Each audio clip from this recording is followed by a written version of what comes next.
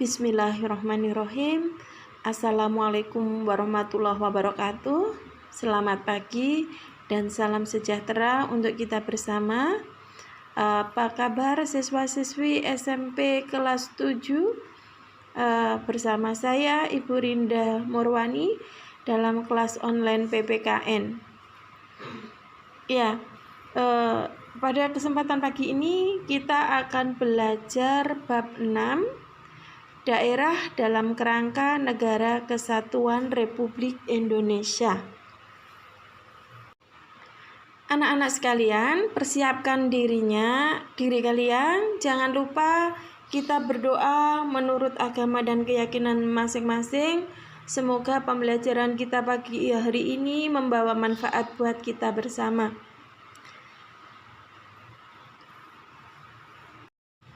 Baik, kita mulai. Kita akan membahas A. Daerah dalam kerangka Negara Kesatuan Republik Indonesia. 1. Perjuangan menuju Negara Kesatuan Republik Indonesia. Sejarah tentang lahirnya Negara Kesatuan Republik Indonesia semakin menguat setelah Jepang menyerah tanpa syarat kepada sekutu. Peristiwa tersebut mendorong para pemuda dengan jiwa muda dan semangatnya bergerak mendesak golongan tua untuk secepatnya memproklamasikan kemerdekaan Indonesia. Kesepakatan pemuda di Jalan Pegangsaan Timur, Jakarta membulatkan tuntutan pemuda bahwa kemerdekaan Indonesia adalah hak dan soal rakyat itu sendiri, tak dapat digantungkan kepada orang dan kerajaan lain. Jalan satu-satunya adalah memproklamasikan kemerdekaan oleh kekuatan bangsa Indonesia sendiri. Tekad para pemuda tersebut akhirnya mendorong terjadinya peristiwa Rengas Dengklok. Saat itu, suasana di Rengas Dengklok menjadi tegang. Insinyur Soekarno oleh golongan pemuda diminta agar memenuhi keinginan rakyat Indonesia untuk memproklamasikan kemerdekaan dengan kekuatan bangsa Indonesia sendiri. Setelah berdebat panjang, desakan para pemuda akhirnya disanggupi oleh Insinyur Soekarno yang akan segera memproklamasikan kemerdekaan, tetapi dilakukan di Jakarta. Pada tanggal 16 Agustus tahun 1945, rombongan dari Rengas Dengklok tiba di Jakarta. Dengan mempertimbangkan berbagai tempat yang aman untuk membahas proklamasi, kemudian Insinyur Soekarno dengan para penyusun teks proklamasi lainnya menjadikan Rumah Laksamana Muda Maida sebagai tempat menyusun naskah proklamasi kemerdekaan Republik Indonesia. Di kediaman Laksamana Muda Maida di Jalan Imam Bonjol nomor 1 Jakarta, teks proklamasi dirumuskan. Insinyur Soekarno dan Dr. Andes Muhammad Hatta segera merumuskan teks proklamasi dengan tulisan tangan sendiri. Kalimat pertama berbunyi, "Kami rakyat Indonesia dengan ini menyatakan kemerdekaan Indonesia." Kemudian diubah menjadi, "Kami bangsa Indonesia dengan ini menyatakan kemerdekaan Indonesia," yang berasal dari usul Ahmad Subarjo.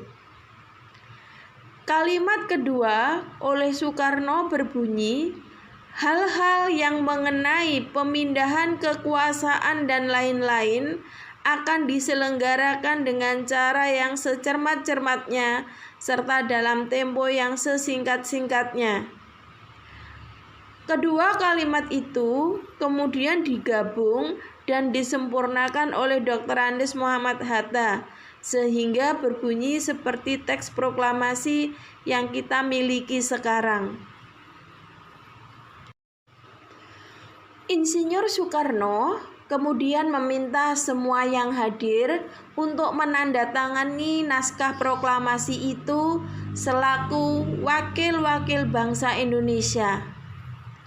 Namun, oleh Soekarni selaku salah satu pimpinan golongan pemuda mengusulkan agar Soekarno-Hatta menandatangani atas nama bangsa Indonesia.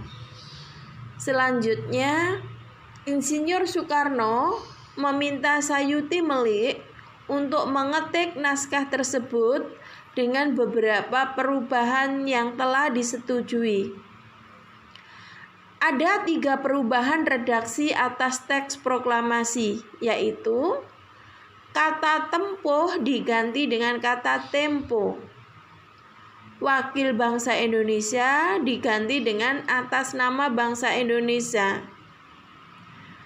Cara menuliskan tanggal Jakarta 17 bulan 8 tahun 05 diganti menjadi Jakarta hari 17 bulan 8 tahun 05. Selanjutnya, setelah diketik oleh Sayuti Melik, teks proklamasi ditandatangani oleh Insinyur Soekarno dan Dr. Andes Muhammad Hatta.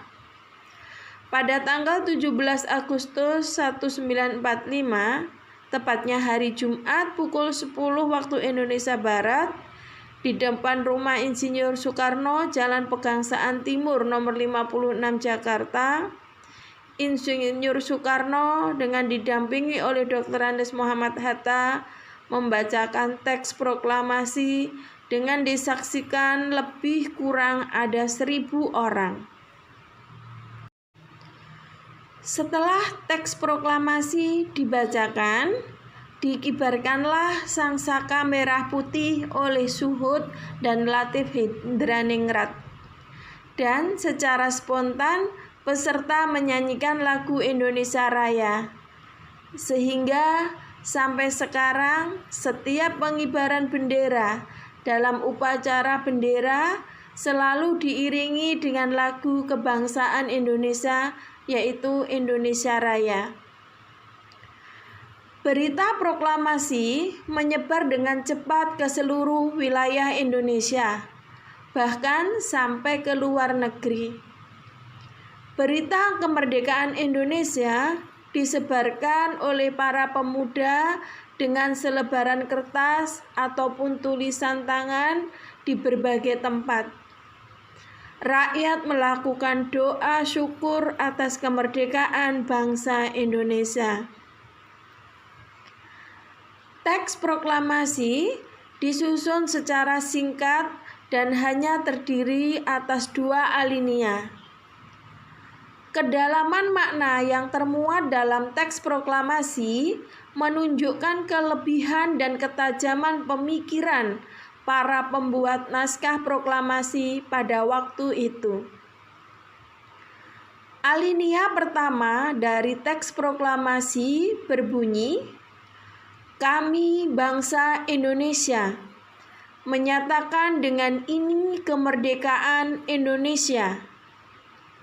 Hal itu mengandung makna bahwa kemerdekaan bangsa Indonesia telah dinyatakan dan diumumkan kepada dunia. Alinea kedua berbunyi, hal-hal yang mengenai pemindahan kekuasaan dan lain-lain diselenggarakan dengan cara seksama dan dalam tempo yang sesingkat-singkatnya. Bermaksud agar pemindahan kekuasaan pemerintahan harus dilaksanakan secara hati-hati dan penuh perhitungan agar tidak terjadi pertumpahan darah secara besar-besaran. Proklamasi kemerdekaan bagi bangsa Indonesia memiliki makna yang dapat kita telaah dari berbagai aspek sebagai berikut ini. A. Aspek hukum aspek hukum. Proklamasi merupakan pernyataan keputusan politik tertinggi dari bangsa Indonesia untuk menghapus hukum kolonial dan diganti dengan hukum nasional, yaitu lahirnya Negara Kesatuan Republik Indonesia. 2. Aspek historis. Proklamasi merupakan titik akhir sejarah penjajahan di bumi Indonesia, sekaligus menjadi titik awal Indonesia sebagai negara yang merdeka, bebas dari penjajahan bangsa lain. C. Aspek sosiologis. Dari aspek sosiologis, proklamasi menjadikan perubahan dari bangsa yang terjajah menjadi bangsa yang merdeka. Proklamasi memberikan rasa bebas dan merdeka dari belenggu penjajah. D. Aspek kultural. Aspek kultural proklamasi membangun peradaban baru dari bangsa yang digolongkan pribumi pada masa penjajahan Belanda menjadi bangsa yang mengakui persamaan harkat, derajat, dan martabat manusia yang sama. Aspek politis. Proklamasi menyatakan bahwa bangsa Indonesia sebagai bangsa yang berdaulat dan mempunyai kedudukan yang sejajar dengan bangsa-bangsa lain di dunia. Dari aspek spiritual, kemerdekaan yang diperoleh oleh bangsa Indonesia itu merupakan berkat dan rahmat dari Tuhan Yang Maha Esa yang meridhoi perjuangan bangsa Indonesia melawan penjajah. Kemerdekaan bangsa Indonesia tidak terlepas dari doa seluruh rakyat Indonesia kepada Tuhan Yang Maha Kuasa untuk segera terlepas dari penjajahan. Nah, anak-anak bisa dipahami sebelum Ibu lanjutkan? Untuk yang kedua, pengertian daerah dalam kerangka Negara Kesatuan Republik Indonesia. Proklamasi kemerdekaan bangsa Indonesia merupakan awal dibentuknya Negara Kesatuan Republik Indonesia. Negara Indonesia yang diproklamasikan oleh para pendiri negara adalah Negara Kesatuan. Di dalam pasal 1 ayat 1 Undang-Undang Dasar Negara Republik Indonesia tahun 1945 menyatakan bahwa negara Indonesia adalah negara kesatuan yang berbentuk republik. Para pendiri negara menekankan pentingnya persatuan dan kesatuan yang diwujudkan dalam kehidupan bangsa Indonesia. Para pendiri negara telah mewariskan nilai-nilai persatuan dan kesatuan dalam Pancasila dan Undang-Undang Dasar Negara Republik Indonesia tahun 1945. Pancasila dan Undang-Undang Dasar Negara Republik Indonesia tahun 1945 mengatur persatuan dan kesatuan dalam beberapa ketentuan, yaitu sebagai berikut. Sila ketiga Pancasila berbunyi Persatuan Indonesia. Di dalam pembukaan Undang-Undang Dasar tahun 1945, alinea yang keempat, di sana dinyatakan Negara Republik Indonesia yang berkedaulatan rakyat dengan berdasar kepada Persatuan Indonesia. C. Dalam pasal 1 ayat 1 Undang-Undang Dasar tahun 1945 dinyatakan bahwa negara Indonesia adalah negara kesatuan yang berbentuk republik.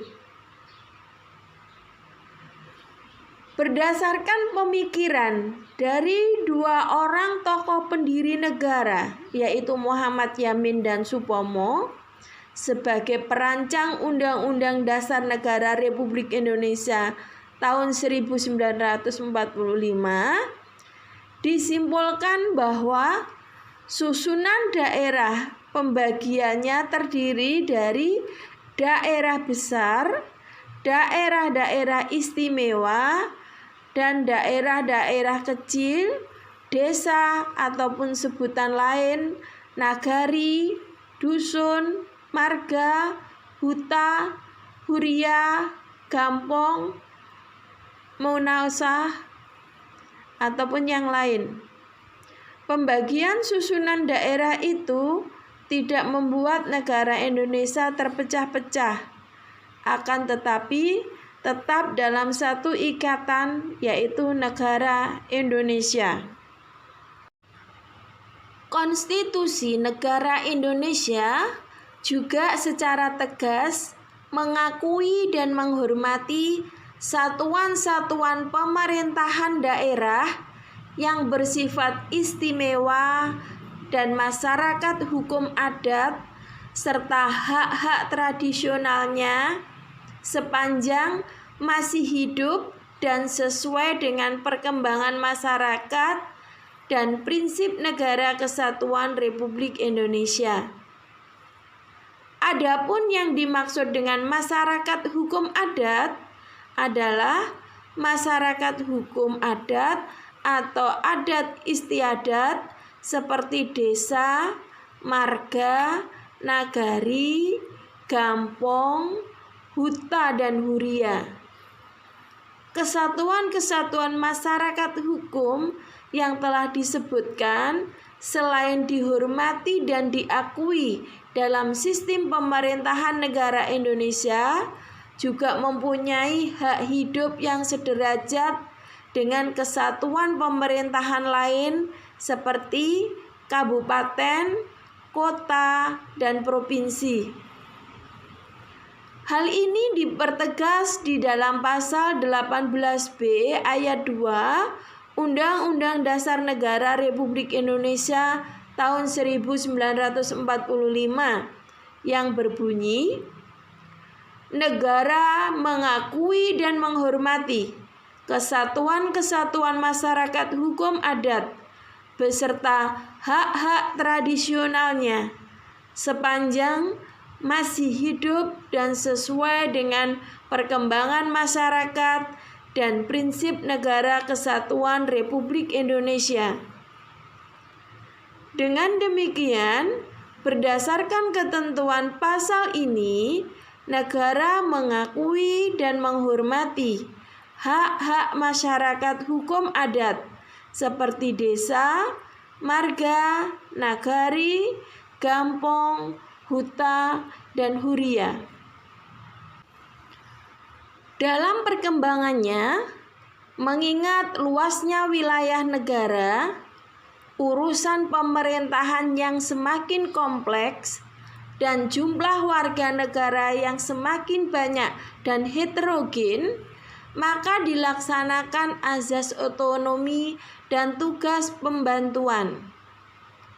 Di dalam pasal 18, pasal 18A, dan pasal 18B Undang-Undang Dasar Negara Republik Indonesia tahun 1945 menegaskan bahwa negara kesatuan Republik Indonesia adalah negara kesatuan dengan sistem pemerintahan daerah yang berasaskan desentralisasi, dekonsentrasi, dan tugas pembantuan. Majelis Permusyawaratan Rakyat Republik Indonesia (MPR RI) menyatakan bahwa ada 7 prinsip yang menjadi paradigma dan arah politik yang mendasari pasal-pasal 18, pasal 18A, dan pasal 18B, yaitu sebagai berikut. A. Prinsip daerah mengatur dan mengurus sendiri urusan pemerintahan menurut azas otonomi dan tugas pembantuan. B. Prinsip menjalankan otonomi seluas-luasnya. C. Prinsip kekhususan dan keragaman daerah. D. Prinsip mengakui dan menghormati kesatuan masyarakat hukum adat beserta hak-hak tradisionalnya. E. Prinsip mengakui dan menghormati pemerintahan daerah yang bersifat khusus dan istimewa. F. Prinsip badan perwakilan dipilih langsung dalam suatu pemilihan umum. G. Prinsip hubungan pusat dan daerah dilaksanakan secara selaras dan adil. Menurut Rusdianto Seung, tahun 2003, halaman 46.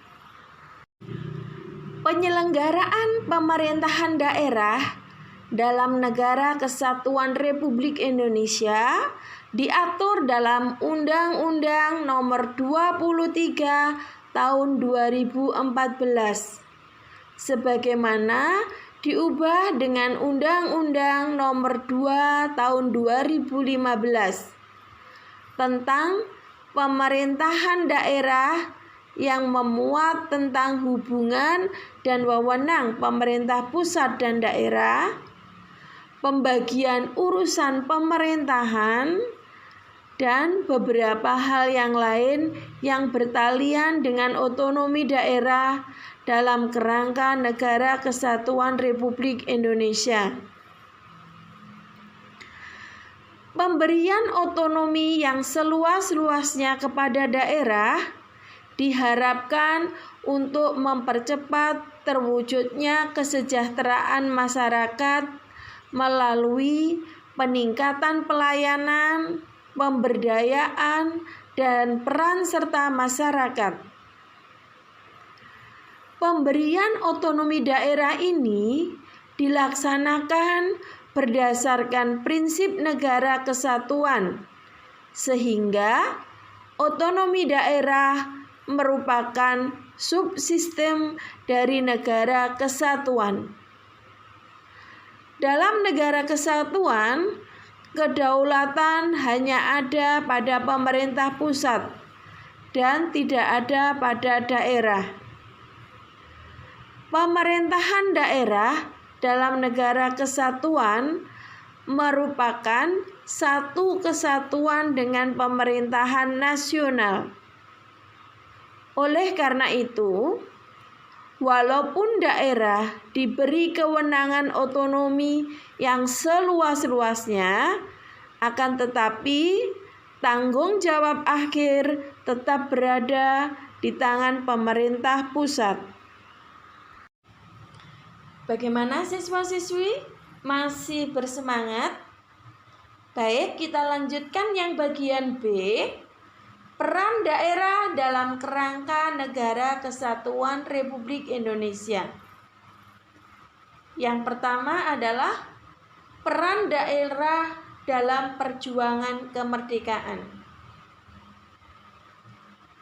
Kedatangan bangsa Portugis, Belanda, dan Jepang di wilayah Indonesia yang diteruskan dengan penjajahan mendapat perlawanan dari bangsa Indonesia di berbagai daerah. Perlawanan selama penjajahan Portugis antara lain perlawanan rakyat Maluku yang dipimpin oleh Sultan Harun, perlawanan rakyat Demak menyerang Malaka dipimpin oleh Pati Yunus, dan menyerang Sunda Kelapa dipimpin oleh Valetean. Selama penjajahan Belanda, banyak perlawanan, antara lain perlawanan rakyat Aceh yang dipimpin oleh Cut Nyadin, Tengku Umar, Panglima Polim, dan yang lain-lain. Perlawanan rakyat di Sumatera Utara dipimpin oleh Raja Sisingamangaraja ke-12. Perlawanan di daerah Jawa dengan tokohnya seperti Sultan Ageng Tirtayasa, Sultan Agung, dan Pangeran Diponegoro. Di Kalimantan, rakyat melawan penjajah dipimpin oleh Pangeran Antasari. Perlawanan rakyat Sulawesi dengan tokoh Sultan Hasanuddin dari Maluku dipimpin oleh Patimura, serta perlawanan rakyat Bali yang dipimpin oleh I Gusti Ketut Jelantik. Perjuangan merebut kemerdekaan mengalami perubahan strategi setelah kebangkitan nasional tahun 1908. Perjuangan yang sebelumnya bersifat fisik dan kedaerahan menjadi perjuangan dengan mengutamakan organisasi dan bersifat nasional. Pada saat perjuangan ini, berdirilah organisasi perjuangan di beberapa daerah seperti Jong Minahasa, Jong Islami Tebon, Jong Ambon, Budi Utomo, Syariat Islam, Partai Nasional Indonesia, dan sebagainya. Juga muncul tokoh-tokoh asal daerah di Indonesia yang menjadi tokoh nasional seperti Soekarno, Muhammad Husni Tamrin, Muhammad Hatta, Lim Kuan Yin, Andi Petarani, A.A. Maramis, Latu Harari, dan tokoh nasional yang lain. Perjuangan ini terus berlanjut setelah kemerdekaan untuk mempertahankan kemerdekaan dari keinginan Belanda untuk menjajah kembali Indonesia. Berbagai peristiwa sejarah mencatat kegigihan para pejuang Indonesia untuk mempertahankan kemerdekaan, seperti peristiwa pertempuran Ambarawa, peristiwa Bandung Lautan Api, Perang Gerilya Jenderal Sudirman, pertempuran 10 November 45 di Surabaya, dan peristiwa perjuangan yang lainnya. 2. Peran daerah dalam kerangka Negara Kesatuan Republik Indonesia. Saat ini, kekayaan alam dan potensi yang dimiliki setiap daerah di Indonesia sesungguhnya merupakan kekayaan dan potensi seluruh bangsa Indonesia, sehingga tidak hanya milik daerah yang bersangkutan. Dalam pasal 33 ayat 3 Undang-Undang Dasar Negara Republik Indonesia tahun 1945 di sana menegaskan bahwa bumi dan air dan kekayaan alam yang terkandung di dalamnya dikuasai oleh negara dan dipergunakan untuk sebesar-besarnya kemakmuran rakyat. Konsekuensi dari pelaksanaan otonomi daerah, yaitu daerah otonom harus berperan nyata dalam mempercepat terwujudnya kesejahteraan masyarakat melalui pelayanan publik, pemberdayaan, partisipasi masyarakat, dan peningkatan daya saing daerah dengan memperhatikan prinsip demokrasi, pemerataan, keadilan, dan kekasan suatu dalam sistem negara kesatuan Republik Indonesia. Anak-anak, peran daerah dalam negara kesatuan Republik Indonesia antara lain bisa kita lihat sebagai berikut. A. Mempertahankan bentuk dan keutuhan negara kesatuan Republik Indonesia sebagaimana ketentuan di dalam pasal 37 ayat 5 Undang-Undang Dasar Negara Republik Indonesia tahun 1945 yang berbunyi, khusus mengenai bentuk negara kesatuan Republik Indonesia tidak dapat dilakukan perubahan. B.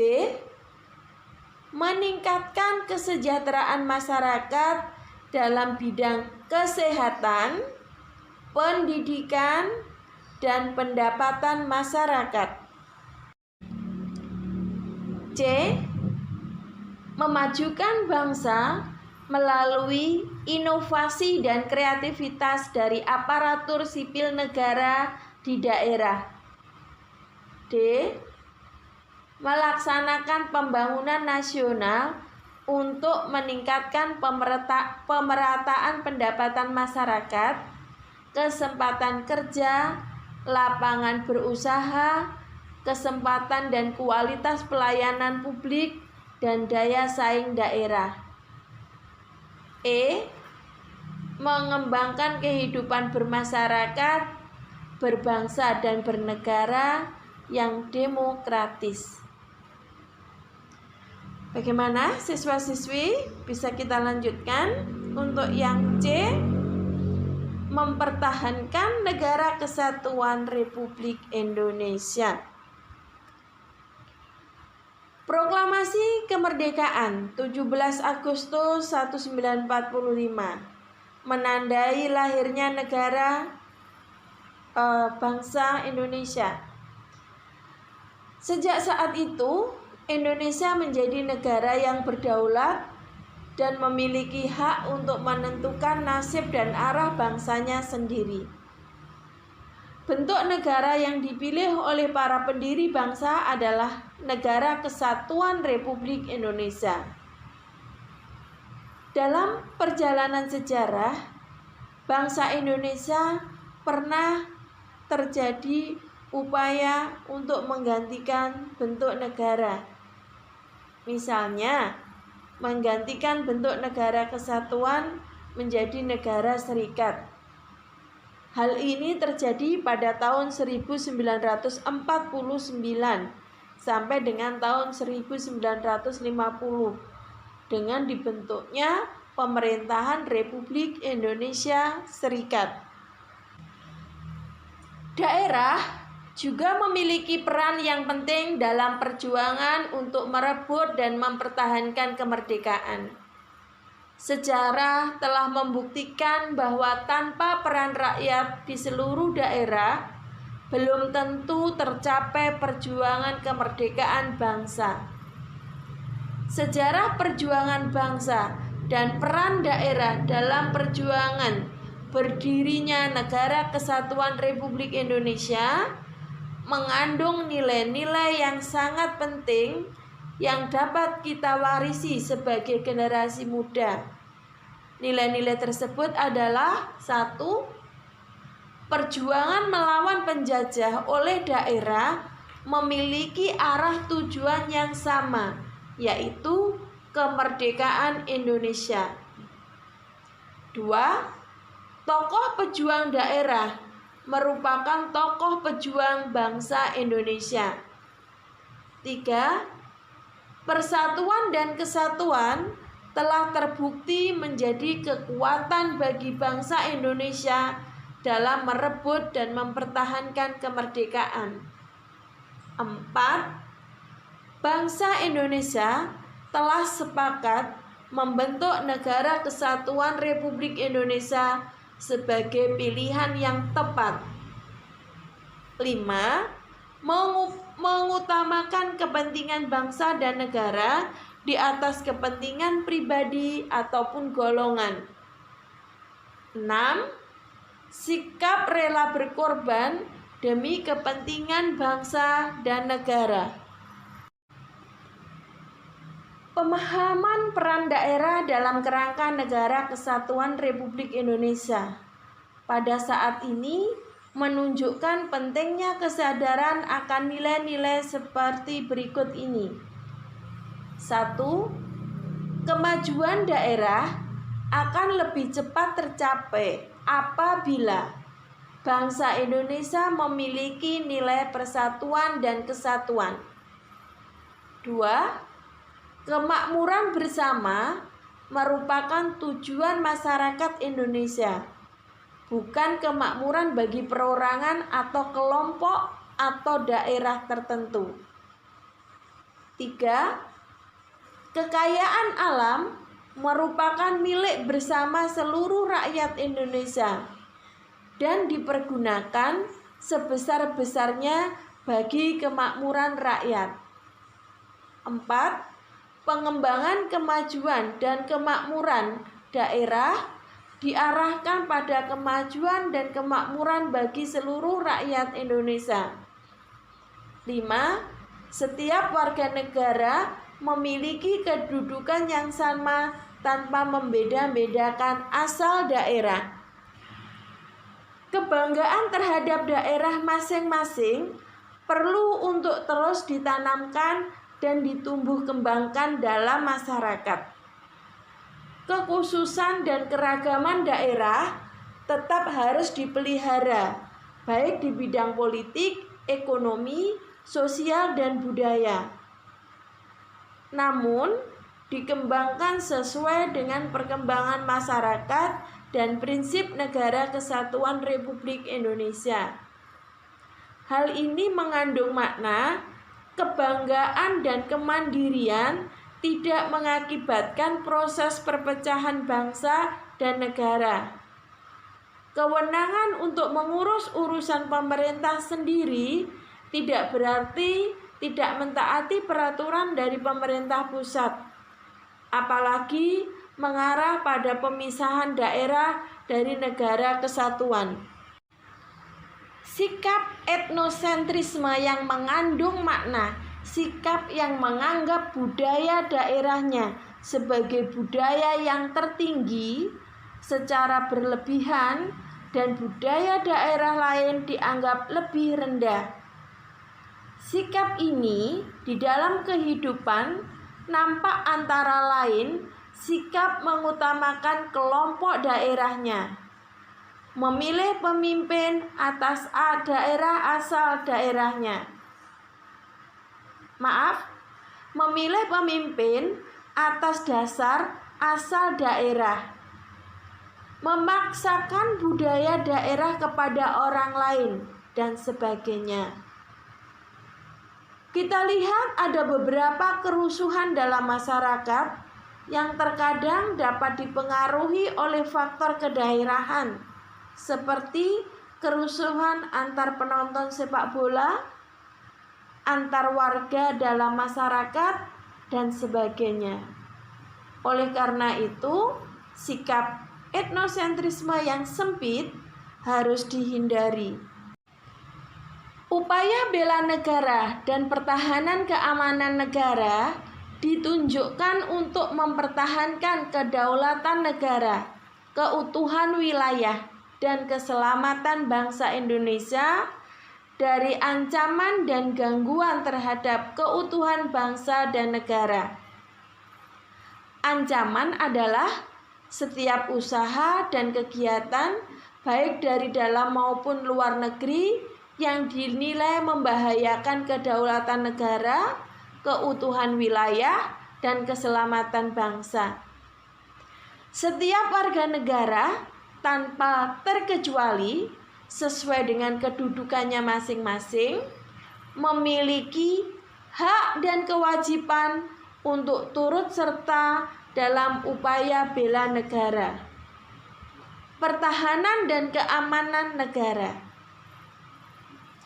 Sebagai pelajar dan generasi muda, kita juga memiliki kewajiban untuk mewujudkan nilai-nilai perjuangan daerah dalam kerangka Negara Kesatuan Republik Indonesia dalam lingkungan kehidupan secara nyata.